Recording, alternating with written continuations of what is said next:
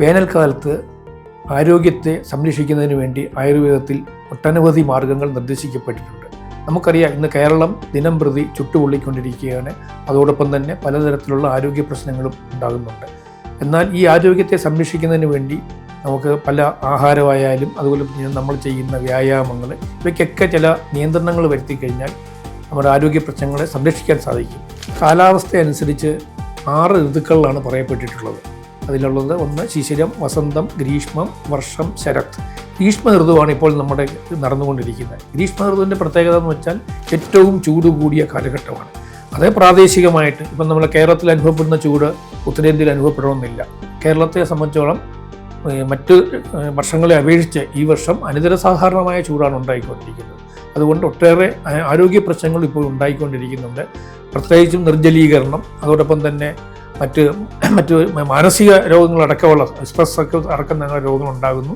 അതോടൊപ്പം തന്നെ തൊഴിൽ ചെയ്യാൻ പറ്റാത്ത അവസ്ഥ, അങ്ങനെ ഒട്ടനവധി പ്രശ്നങ്ങൾ. അപ്പോൾ ഇവയ്ക്കൊക്കെ ആരോഗ്യം സംരക്ഷിച്ചുകൊണ്ട് ആയുർവേദത്തിൽ പല മാർഗ്ഗങ്ങളും നിർദ്ദേശിക്കപ്പെട്ടിട്ടുണ്ട്. നമ്മൾ ആഹാരത്തിൽ വരുത്തേണ്ട മാറ്റങ്ങളുണ്ട്.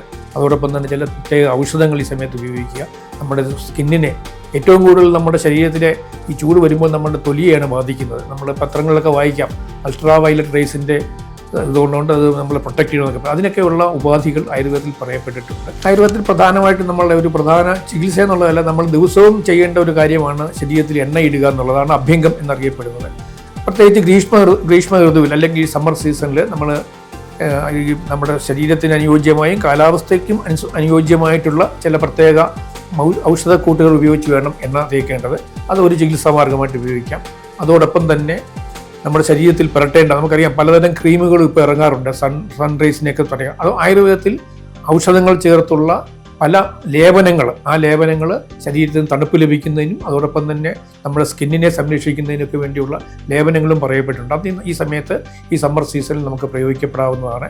ഇത് കൂടാതെ തന്നെ നമ്മുടെ ശരീരത്തിൽ നമ്മുടെ ആയുർവേദത്തെ സംബന്ധിച്ചോളം നമ്മൾ ഔഷധങ്ങൾ തിരഞ്ഞെടുക്കുമ്പോൾ 2 തരത്തിലുള്ള ഔഷധങ്ങളാണ്. ഒന്ന് ഉഷ്ണവീര്യമുള്ള ചൂട് സ്വഭാവമുള്ളത്, മറ്റൊന്ന് ശീതവീര്യം അഥവാ തണുപ്പുള്ളത്. ഏതായാലും നമ്മുടെ സമ്മർ സീസൺ അല്ലെങ്കിൽ ഈ ഗ്രീഷ്മ ഋതുക്കളിൽ നമ്മൾ സാധാരണ ഉപയോഗിക്കുന്ന ശീതവീര്യമുള്ള ഔഷധങ്ങൾ അത് സെലക്ട് ചെയ്യപ്പെടുകയും അതുപയോഗിച്ച് തയ്യാറാക്കപ്പെട്ട ഓയിൽസ്, അല്ല ഔഷധങ്ങളെ കഷായങ്ങളൊക്കെ ഉപയോഗിച്ചുള്ള ചികിത്സകളാണ്. ഞാൻ നേരത്തെ പറഞ്ഞതുപോലെ എണ്ണ തേക്കുന്നതിന് കൂടാതെ തന്നെ നമ്മുടെ ശിരസിനെ തലയെ തണുപ്പിക്കുന്നതിന് വേണ്ടി അല്ലെങ്കിൽ ശിരോധാര എന്ന് പറഞ്ഞ ചികിത്സയുണ്ട്.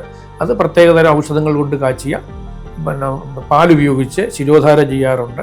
അതോടൊപ്പം തന്നെ ശരീരത്തിലും ധാര ചെയ്യാറുണ്ട്. ഇതൊക്കെ തന്നെ നമ്മൾ ശരീരത്തെ തണുപ്പിക്കുന്നതോടൊപ്പം തന്നെ നമ്മുടെ സ്കിന്നിനെയും സ്കിൻ ടോണിനെയൊക്കെ വർദ്ധിപ്പിക്കുന്നതും സൗന്ദര്യവർദ്ധവും കൂടെ വേണമെങ്കിൽ നമുക്ക് പറയാൻ സാധിക്കും.